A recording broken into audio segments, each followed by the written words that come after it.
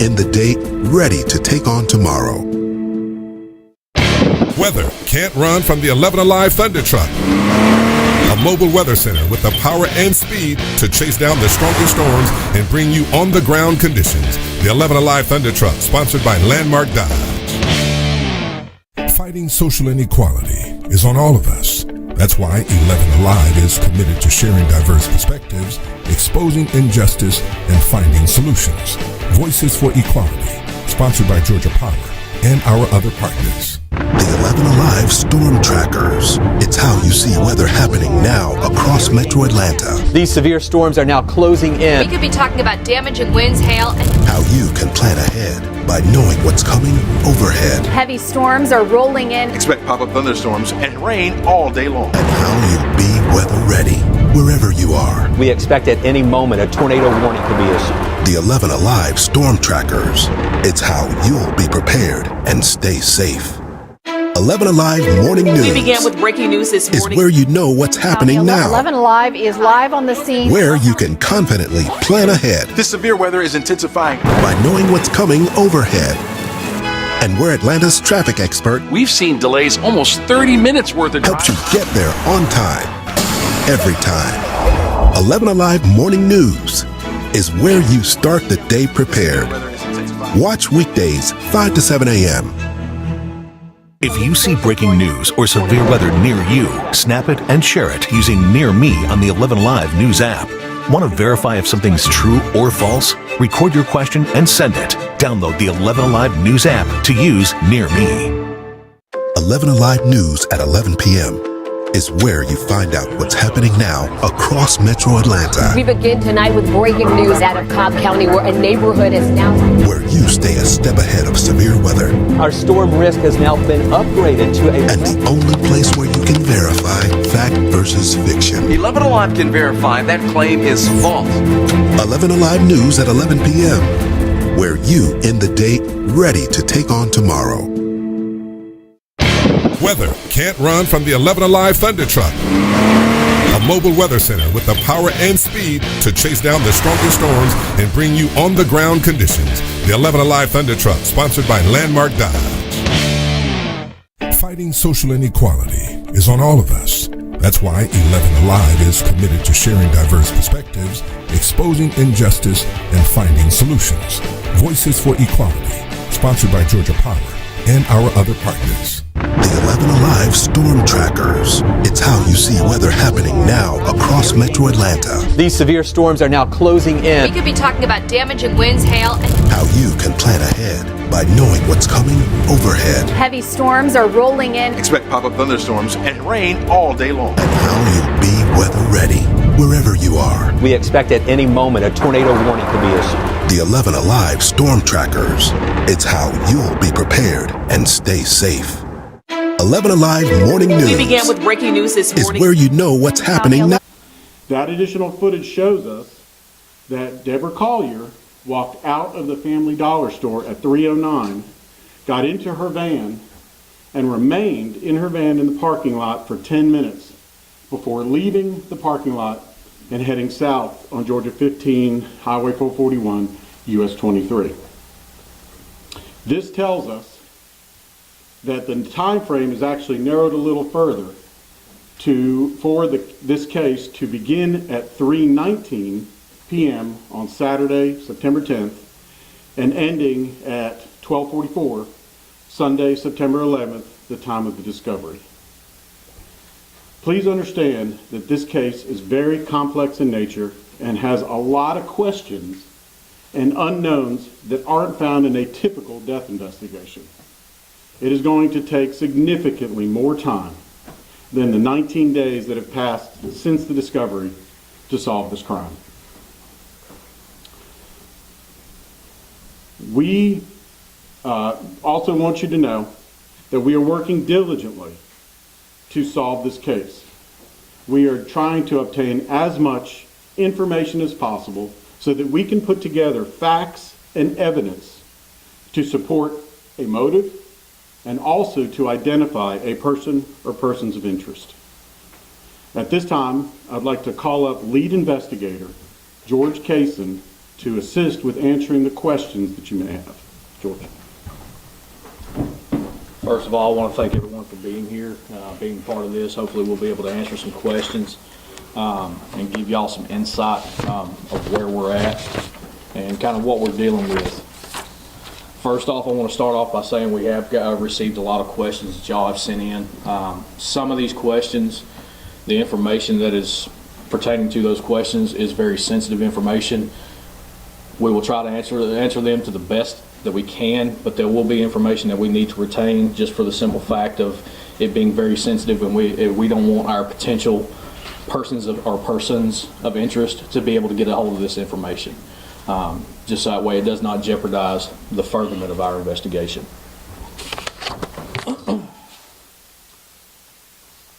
As far as some of these questions that were asked, I'm going to kind of go through a list of them and try to give answers as best as possible to you.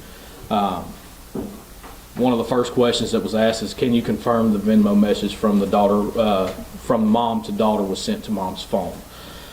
We're still waiting more information that we have requested to confirm or deny where the Venmo was sent from, but we can confirm that Amanda did receive the Venmo.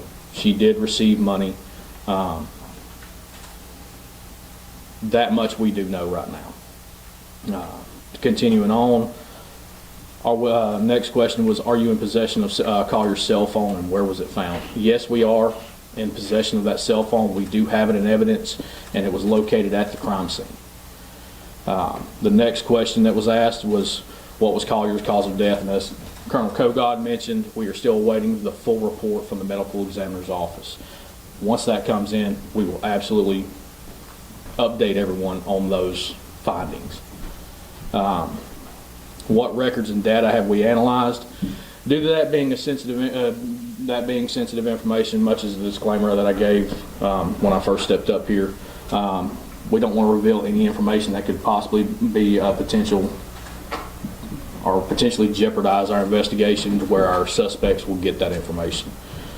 There was a question about Deborah's phone records. We have served multiple search warrants on multiple different cell phone carriers. We are working with them to get all pertinent data from those devices and from those carriers. So hopefully we'll be able to develop more of a timeline, a better timeline, and hopefully be able to find out more information about what exactly happened. Inclusion of family members, a question was related to that. Is that right now we have not ruled anyone out at this point. We have ever developing leads and are gradually having information that we have requested come in. So we're still in the process of trying to find persons or person of interest, and as that information starts to trickle in, it will actually help us develop more information for y'all to have. We're continuing to investigate Deb's activities from September 10th through the September 11th, which is also going back to the timeline. We're gradually just getting more information in. We want to know just as much as anyone else does, and we are working, as Colonel Kogod said, we're working diligently. We've lost a lot of sleep, as such should be. In this investigation, we've devoted a lot of time to this investigation.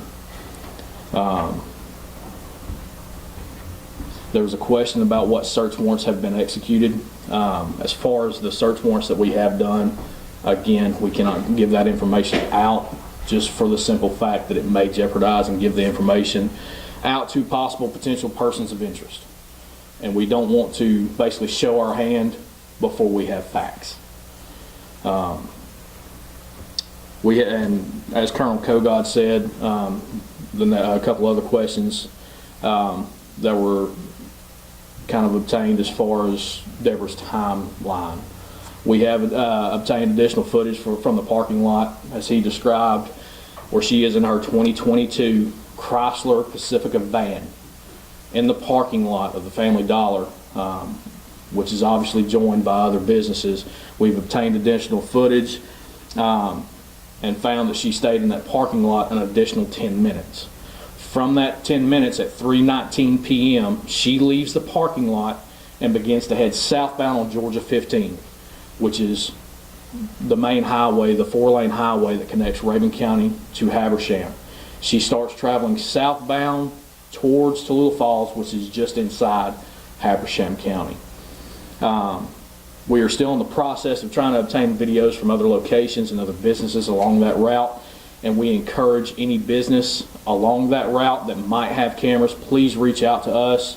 Look through your video cameras and reach out to us, so that way we can have a meeting with you and see if we can kind of even narrow down our timeline even more.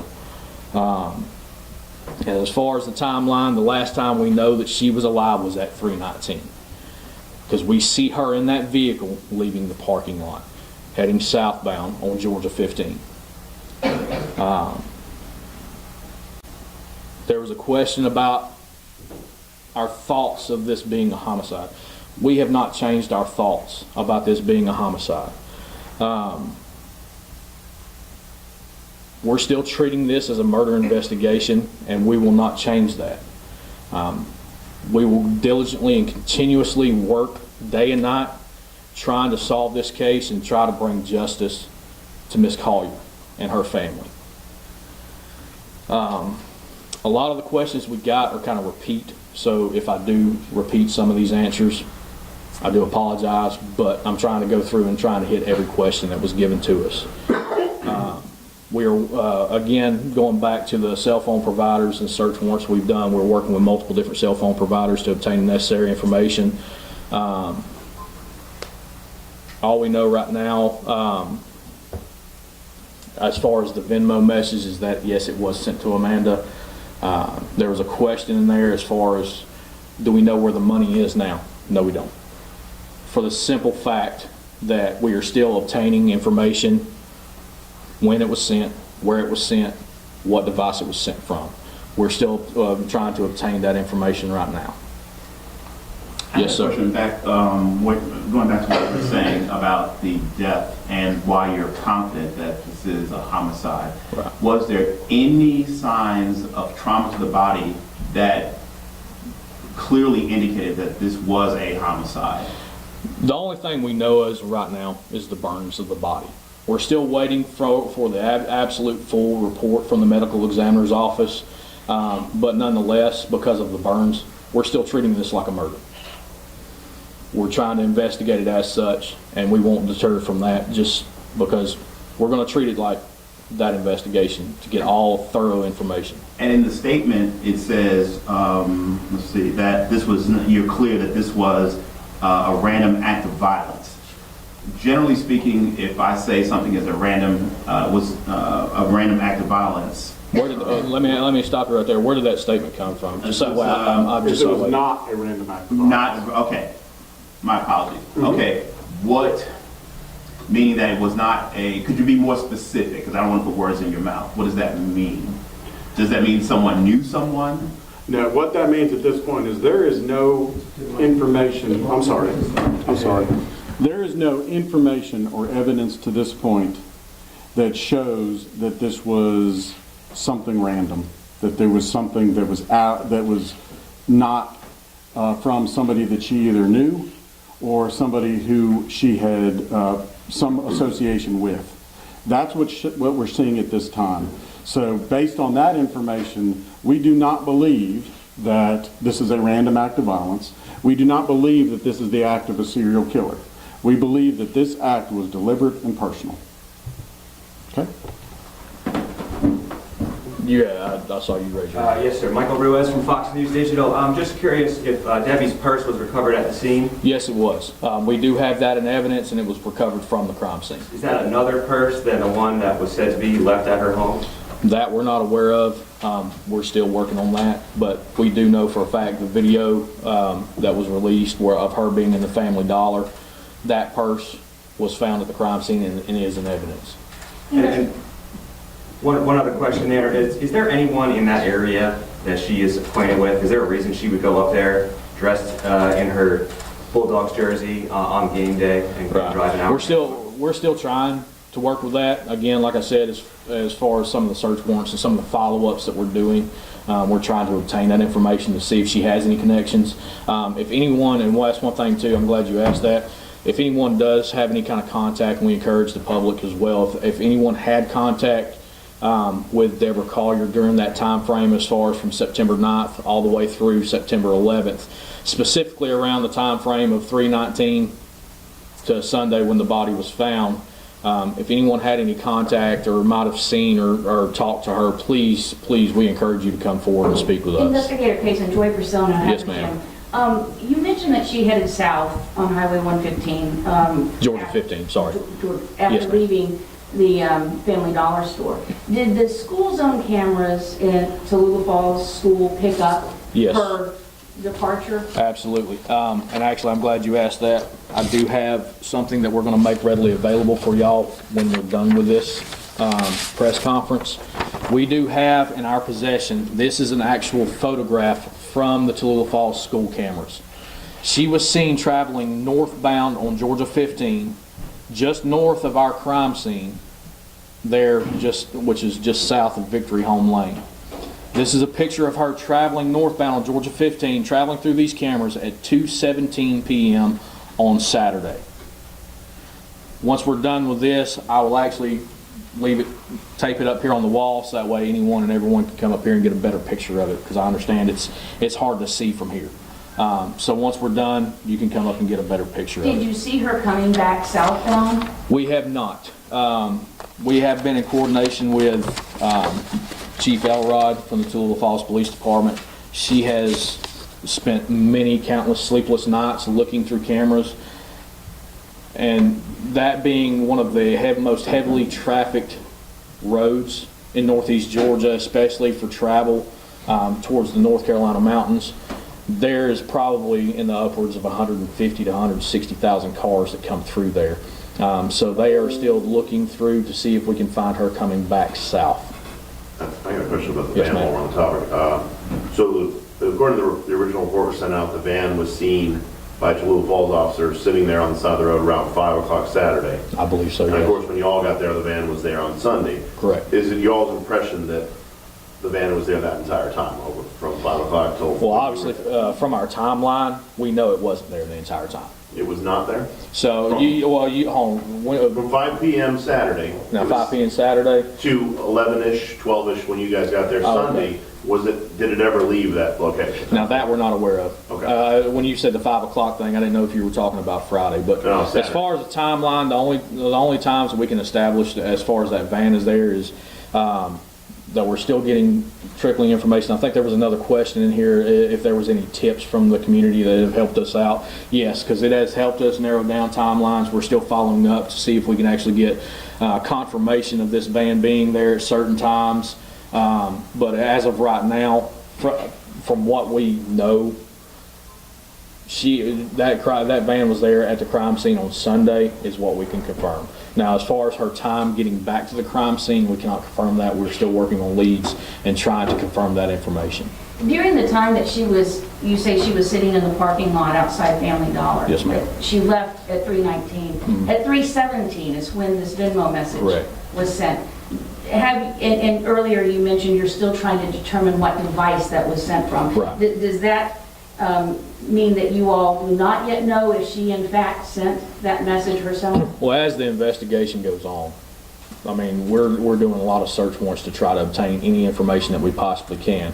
And as we know, as far as with the digital information and all the digital electronic devices we have these days, you can access accounts from many different devices, which is why we're going through the extent of being able to determine what device that Venmo was sent from. And her daughter received that payment at 3:17. She said in the Athens Clark County Police Department report, when she reported her mother missing, that it worried her. She tried to call her mom on her cell phone. But two things. One, she had said that her mother only took her debit card and car key. She didn't mention a purse. She didn't mention a cell phone. Also, that it took her 3 hours, according to the timeline in the missing person report, from 3:17 to 6:01 before she actually reported her mother missing. Have you all looked into why Yes. there was a delay? Yes, we have looked in, and again, we're still waiting for more information to come back. Again, with the search warrants that we've done, we're trying to develop those timelines and get confirmations of where these people were at, or anyone that was close to Deborah at the time. We're just trying to develop and get that information and get factual information, so that way we can actually start putting a basis to this. Investigator, on the original incident report, there's a check mark about drug use. Was there any reason? Yeah, I will let Colonel Kogod. I can answer that. So patrol deputies, when they respond to scenes like this and they don't know exactly what they have, they normally mark whatever may be applicable. In this case, because it was so questionable and there were so many unknowns when we got to the scene, they marked it as a possibility that it could be drug related. However, at this time, the investigation is not leading us in that direction. Is that another example why there may not be an obvious trauma, like someone shot, stabbed, or, Could be, but again, it's so preliminary in the investigation that we really can't make that determination. We just do not believe, based on what we have at this time, that this is drug related. The tip that Amanda Bearden was at the Family Dollar, did that come from her? Did it come from somewhere else? And what is the significance of her not being at that location that Saturday? I'll try to answer that as best as well. So the tip, as far as her being at the Family Dollar, came from an initial interview to where she was talking about her and her mother going to Family Dollar to buy cleaning supplies to help clean up her apartment when she got back to Georgia. As far as anything, as far as the Family Dollar visit, I don't think that actually came from her, right? No, it come from a. Yeah, come on up here. This is Investigative Garrison. He's also one of my team leads. So I pulled the video footage from the store and talked with everybody from the store. Based off of that, with Miss Collier, she was there for that time period from 2:54 till 3:10. Got in her car at 3:10 till 3:20. It was asked that if Amanda was in there earlier, and Amanda, based off of our knowledge at this time, there was some confusion there, and the associate that worked there actually saw the mother and not the daughter. I was able to provide photos to that store clerk to confirm that, based off of what we were told, and she said, no, I remember seeing the mother, not the daughter. Can you speak to whether Amanda Bearden has any acquaintances or friends, family in the area? Like Investigator Kaysen said, we can't confirm that right now. I'm sure once we start getting some of these subpoenas and search warrants back on these phone records, we'll be able to give an answer on that at that time. When was the last time Amanda told you all she saw her mom? And can you confirm a report that Debbie's husband, Steve, was working during the time of Debbie's disappearance? All right, so what we can confirm as far as that question right there is that we know that Amanda talked on the phone with her mother on Saturday afternoon. I'll have to look back at my notes from the actual report itself to be able to give you some kind of actual time for it, but the last time she spoke to her mom was on the phone. As far as Steve working, we have pulled video from Synovus Bank where he stated that he was working that day because of being a UGA game.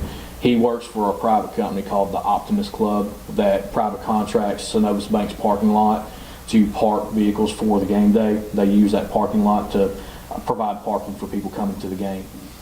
We have confirmed that he was there from, I'm making sure I get the times right, 9 to 4:06. from 9 to 4:06, 9 a.m. to 4:06 p.m. on Saturday.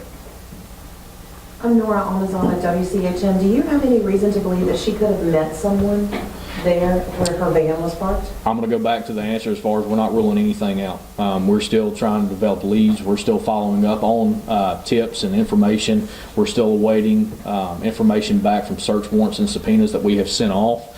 Once that, and for phone records as well, once that information comes back and we have time to actually analyze and go through the details, then we'll have a better answer for that. Investigator Case, and I know you said that the state medical examiner's autopsy report has not yet been Yes, ma'am. Completed, but in the report that you all released last week, you stated that Ms. Collier's body was found down a ravine and she was grasping a small tree in her hand. What does that indicate? I mean, that's a lot of different indications. Yeah. I'll let him kind of talk about that. At this point, we're not sure what it indicates. Could she have been alive? Very possible that she could have been alive at the time she went down the ravine. But again, the autopsy will help us to narrow down time of death, help us to narrow down toxicology reports, help us to narrow down other things related to the body itself that we don't know at this time. So would that indicate, if she were alive, that she survived being burned? Very possible. Again, very preliminary in nature. Yes? As far as the crime scene itself, is that private property? Is it public right-of-way? Is it U.S. Forest Service, National Forest land, or? Yeah, I believe it's U.S. National Forest land. It is, yes. Mm-hmm. Really quickly, Kara Spelter, 11 Alive. Yes. In reference to the crime scene, it's mentioned that the purse that she had at the store was found there. Were any other items recovered, including the poncho she bought? Oh, yes. So all the items that were purchased as far as from the Family Dollar that we can tell right now, again, we're still going through the investigation, but we can confirm that the majority of those items were found on the crime scene. You mentioned a minute ago that Amanda had just moved back to Georgia. Where was she and when did she move back? So this is what we can confirm. She lived in Maryland with her brother. She lived in, I think, the same apartment complex, correct? With her brother up in Maryland. City, I can't tell you what the city is because I don't have my notes and stuff in front of me, but I do know it's Maryland. She moved down here on the 8th, which would have been Thursday, September 8th, when she moved down here to Georgia. So we know that she was down here at some point on Thursday. Yes, sir. You're clear it's not a kidnapping, despite the fact of that note with the Venmo note. Well, is that something that has made things particularly murky? Because that note seems to give the impression something was going on. I'll tell you straight up. Right here, as far as this investigation goes, it seems like once we get on track with something, like a curveball comes in out of nowhere. That's why we're staying diligent and trying to stay on top of things and following up with leads, because we want to make sure we get facts, specifically to give y'all. We want to make sure that we have all the information before we start pushing forward. Did Amanda give any theory as to what was going on, why she would get that kind of message, especially now that we know that message was probably sent in that 2 to 3 minute window after her getting out of the store? Right. She has not given any kind of insight as far as to that. She has been asked, and again, I'd have to go back to my notes to give you the exact statement that she gave, but there's really no insight to it on who they are. And where is the sheriff in all of this? We've not heard from Sheriff Carroll directly. Yeah. I'll let his second in command. So, as any good leader, the sheriff delegates certain authority, certain responsibilities to other people to be performed on his behalf. I have been appointed as the PIO for the Sheriff's Office, the Public Information Officer, and I can assure you that Sheriff Terrell is the reason that we're doing this today. But I am the spokesperson, and that's why he has allowed us to report to you and also to bring in the investigators that are actually working the case to give you as much accurate and detail as we can on the ongoing investigation. Is he here in Habersham? No, ma'am, he has been called out of state. So he is not here right now. So it is now 9:30. Again, I want to reiterate to everyone that this is a very complex investigation. It has a lot of unanswered questions. It also has a lot of issues that you don't see in a typical death investigation. For that reason, it is going to take a significant amount of time, well beyond what we've had in the past 19 days, to solve this crime. But we are working diligently to do that. We are working diligently to determine a motive, to find people or a person of interest, and to bring a resolution to this case for Deborah Collier and her family. Thank you. Colonel, may I make a statement? Sure, absolutely. Also, going off of what he said, as far as in a 19-day investigation, to kind of more elaborate on that, this investigation is a marathon. It's not a sprint to the finish. We are going to make sure we take our time so that way when an arrest is made or when persons of interest are actually identified, that there will be ironclad information behind that and supporting our reasoning. We want to encourage anyone that has any information to please reach out. We are following up on any tip and any lead that we could possibly get.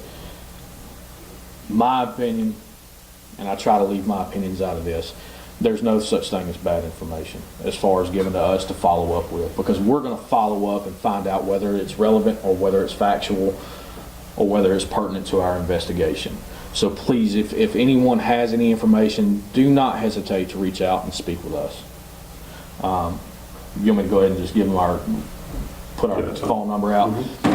My direct line is 706-839-0560. Investigator Garrison, who is my partner on this investigation, his phone number is 706-839-0559.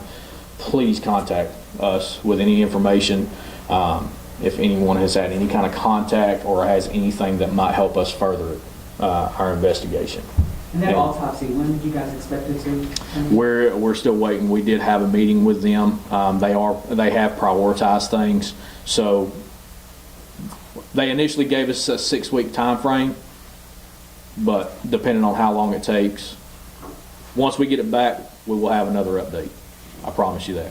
One last question. Chief Deputy Kogot, I had asked you this previously, but why was the GBI not requested to lead this investigation? Because the Habersham County Sheriff's Office is a full-service sheriff's office. We are a full-service law enforcement agency. We have a complete division that is dedicated to investigating crimes that occur here in Habersham County. It is made up of professional men and women, law enforcement officers who have received special training in death investigations and crime scene. However, as any law enforcement agency will do, we still reach out to our counterparts, be it the GBI, FBI, and private entities that have resources that can help us with situations or items that may need a little more expertise, that may need a little more knowledge than we have. We reach out to them, and all of our partners have been tremendous help and given us that guidance that we need when we call on them. So it's a total team effort. We are just the lead agency because we're responsible for investigating crimes here in Habersham County. Oh, the video that you discovered, will that be available soon? Yes, we will make the video available. We will have it to you. If you will leave us an email address to send, we will send it to you by close of business today. Okay? Thank you very much. And again, like I said, the picture of the vehicle, I'm going to leave right here. So that way y'all can actually get a better picture of that.